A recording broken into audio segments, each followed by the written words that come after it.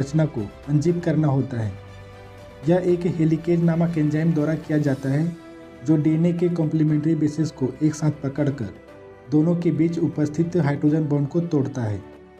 DNA के दो single strand के अलग होने से एक वाई आकार की आकृति बनता है जिसे रिप्लिकेशन फोर्क कहा जाता है। डीएनए के नए स्ट्रैंड बनाने के लिए दोनों अलग अलग स्ट्रैंड टेम्पलेट के रूप में कार्य करेंगे। एक स्ट्रैंड 3 से 5 की डायरेक्शन में होता है जो कि रिप्लिकेशन फोर्क की ओर ओरिएंटेड होते हैं। इस स्ट्रैंड को लीडिंग स्ट्रैंड कहा जाता है। दूसरा स्ट्रैंड 5 से 3 की डायरेक्शन में होता है जो कि रिप्लिकेशन फोर्स से दूर ओरिएंटेड होते हैं। इस स्ट्रैंड को लैगिंग स्ट्रैंड कहा जाता है। दोनों स्ट्रैंड के अलग अलग ओरिएंटेड के परिणाम स्वरूप दोनों स्ट्रैंड में रिप्लिकेशन की प्रोसेस अलग अलग होती है। पहले बात करते हैं लीडिंग स्ट्रैंड की। लीडिंग स्ट्रैंड में प्राइमेज नामक एंजाइम प्रक्रिया की शुरुआत करता है। यह एंजाइम आरएनए का एक छोटा सा टुकड़ा जिसे प्राइमर कहा जाता है यह लीडिंग स्ट्रैंड के अंतिम छोर से जोड़ता है। प्राइमर डीएनए संश्लेषण के लिए शुरुआती बिंदु के रूप में कार्य करता है। डीएनए पॉलीमरेज लीडिंग स्ट्रैंड से जुड़ता है और फिर डीएनए के स्ट्रैंड में 5 से 3 की दिशा में नए कॉम्प्लीमेंट्री न्यूक्लियोटाइड्स बेसेस यानी एडेनिन, थाइमिन, साइटोसिन और ग्वानिन को जोड़ता चला जाता है।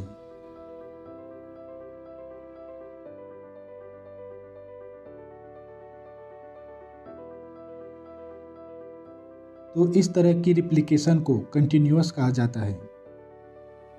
अब बात करते हैं लैगिंग स्ट्रैंड की। लैगिंग स्ट्रैंड को कंटिन्यूअस तरीके से नहीं बनाया जा सकता क्योंकि यह विपरीत दिशा में चलता है। इसलिए डीएनए पॉलीमरेज केवल इस स्ट्रैंड को छोटे छोटे टुकड़ों की श्रृंखला में बना सकता है। इन टुकड़ों को ओकाजाकी फ्रेगमेंट कहते हैं।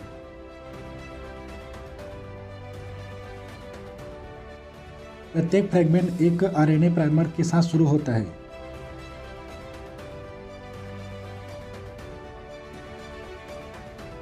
फिर DNA polymerase enzyme complementary nucleotides की एक छोटी पंक्ति 5 से 3 की दिशा में जोड़ता है। नेक्स्ट प्राइमर को लैगिंग स्ट्रैंड के नीचे और जोड़ा जाता है। इसके बाद एक और ओकाजाकी फ्रेगमेंट से बनाया जाता है।